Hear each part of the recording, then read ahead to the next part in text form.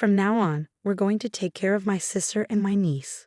We'll provide their food, clothes, a place to live. Everything. Huh? What is he talking about? I mean, for the past month, my sister-in-law hasn't paid a single penny for this house. We've been feeding her. Wait, you never said they'd be living with us all the time. Laura and her husband are divorced, so we have to help her and my niece. We'll build a new house and start fresh as a family of 5. I didn't even know what he meant anymore. The words just came out of my mouth without thinking. Okay, then I'm divorcing you. My name is Rachel. I'm 32 years old and a stay-at-home mom. I've been married to my husband Jake for 7 years and we live with our 5-year-old daughter Lily. I thought we had a happy life together, but I was wrong.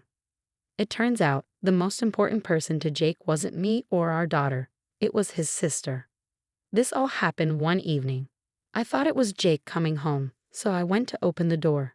But instead, I found his sister, Laura, and her daughter, Emma, standing there.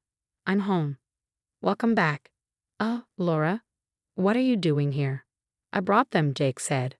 Hi, Rachel. It's been a while, Laura added. Oh, hi. I quickly grabbed Jake's arm and whispered. Ouch. What? I'm asking you, why did you bring them here? Oh, Laura is having some problems with her husband. I felt bad for her, so I told her she could stay with us.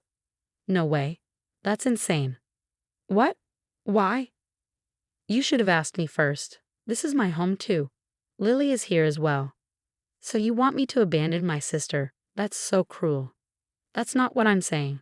It's not like they'll be here forever. With that, he just walked into the living room like it was no big deal.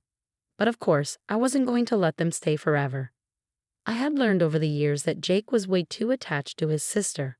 Even when we were dating, he always talked about how amazing she was. But I had never seen him dote on her like this before. Back then, I thought he was just a family-oriented guy who cared about his sister. But now I wasn't so sure. Not long after we got married, my sister-in-law started visiting our house by herself. She kept interrupting our newlywed life, eating dinner with us and going shopping with my husband like it was completely normal. Jake never told her to stop. Instead, he would just say, "It's so much fun." But then Laura got married, and before I could lose my patience, she finally stopped coming over. I was relieved. Now, after all these years, I was afraid we were about to go through the same nightmare again. I sighed and walked back to the living room. Laura was already lying on the couch, watching TV. She acted like she owned the place. And of course, Jake was spoiling her even more. Laura, do you want some coffee? Yes, please. Emma, I'll get you some oranges. Yay, cool. There's pudding in the fridge. I love pudding. Hey, I bought that for Lily, me, and you. Don't be so stingy. We should treat guests well, right? Are you sitting on stingy? Lily looked so sad that her pudding was gone. Lily, let's go to a restaurant. You can eat whatever sweets you want there. Really? Yay. I felt bad for my daughter, and honestly, I needed a break. At the restaurant, Lily was happily eating her parfait, her eyes shining. I sipped my coffee, thinking about how to get rid of Laura. Then, suddenly, oh, so this is where you are. What? To my shock, Jake had followed us to the restaurant. You could have at least made food for us. I left dinner on the table. You should have made something fresh for Laura and Emma, too.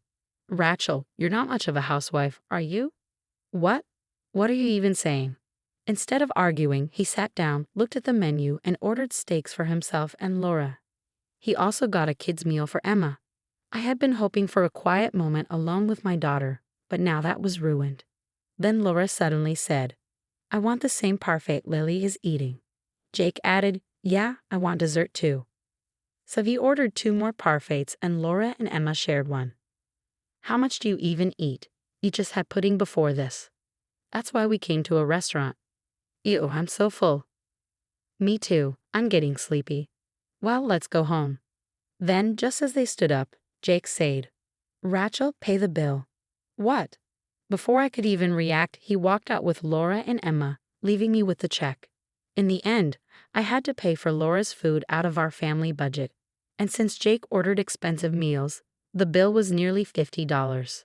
If he hadn't brought Laura, we wouldn't have spent that much. 2 weeks passed and Laura still hadn't left. Jake was so focused on his sister and niece that he barely even looked at his own daughter. One day, Lily came to me, tears in her eyes. Mom, is Emma more important to Dad than me? I held her close, trying to comfort her. Sweetheart, Emma is just in a tough situation right now. She had to leave her home.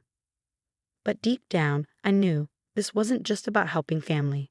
Jake was putting Laura first, no matter how it hurt the rest of us. So your dad is just trying to be nice to her. I knew I couldn't keep living like this, so I decided to talk to Jake and ask him to fix the situation. Lily is really sad because you don't pay attention to her.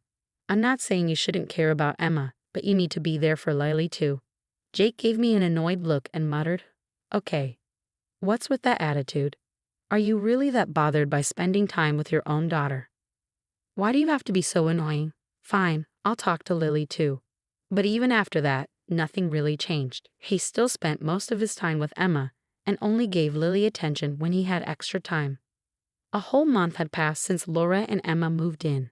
Every couple of weeks, I asked Jake when they were planning to leave, but his answer was always the same.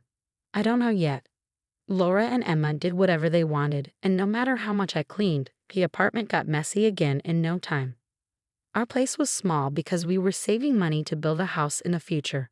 But with Laura and Emma making a mess, the whole apartment felt cramped and dirty all the time.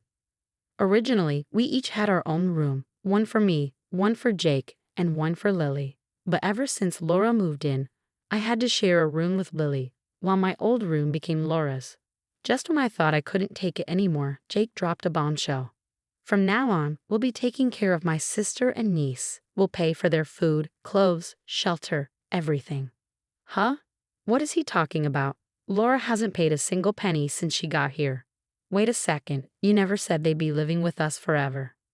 Laura and her husband are divorced, so we have to help her and Emma. We're going to build a new house and start a new life as a family of 5. I couldn't believe what I was hearing. The words came out of my mouth automatically. Okay, then I'm divorcing you. What? Divorce? Of course. I can't stay married to someone who puts his sister and niece above his own wife and daughter. What? That's why you're leaving me. You're just jealous. Jealous? Don't make me laugh. I just can't live with them anymore. Lily and I are done putting up with this. Don't talk about my sister like that. I'm just telling the truth. They're just 2 extra people draining our money and making our lives miserable. Jake's face twisted with anger. That's enough. If you want a divorce, fine. I won't miss either of you. Good. Here you go. I pulled out the divorce papers from the drawer and handed them to him. I had already reached my limit and picked them up from City Hall a few days ago. His face turned red as he grabbed the papers and filled out his section. I took them, packed up my things, and left with Lily. I went back to my parents' house, leaving that mess behind for good. After that, we had a meeting with a lawyer to settle everything about our money and property. For some reason, Jake even brought his sister, Laura, with him. I just wanted to see for myself how miserable you'd be, she sneered. Normally, I would have been furious, but at this point, I didn't care. I stayed calm and focused on what needed to be done. We'll split the savings 50-50 since we saved it after getting married. Jake looked surprised. Wow, that's a lot of money. I shrugged. It's fine. I can handle it, especially since I already got a fair amount from my divorce with my first husband. Jake smirked. Well, good. Are we done here? I nodded. I guess so.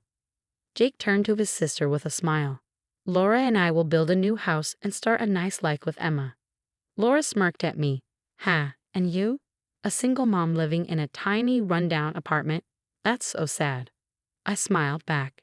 Actually, I'll be staying with my parents for now, and they're helping me with Lily. But by the way, you keep talking about building a new house. Did you forget something? Jake frowned. What? I sighed. Oh, Jake, you really are forgetful sometimes. He looked confused. What are you talking about? We were only planning to build a house because my dad offered to give us land. But now that we're divorced, that land isn't yours anymore. So unless you want to buy your own land, you won't be able to build anything. With the money you have left, the best you can afford is a tiny shack. Jake's face turned pale, and he went completely silent. Laura panicked. Wait. What? Jake, you said we'd get to live in a brand new house for free. I picked up my things. Not my problem. Anyway, I'll be going now. Bye. Wait, come back here, Laura shouted. I ignored her and walked out with my lawyer. The shocked and miserable looks on their faces were honestly kind of funny. Later, I heard that Jake was still living in the same apartment with Laura and Emma. But now, with 3 people to support and child support payments for Lily, his savings were shrinking fast. Apparently, Laura's ex-husband left her because she wasted too much money, so I have no doubt she'll burn through Jake's savings too. At one point, Jake actually tried to contact me, asking if we could get back together.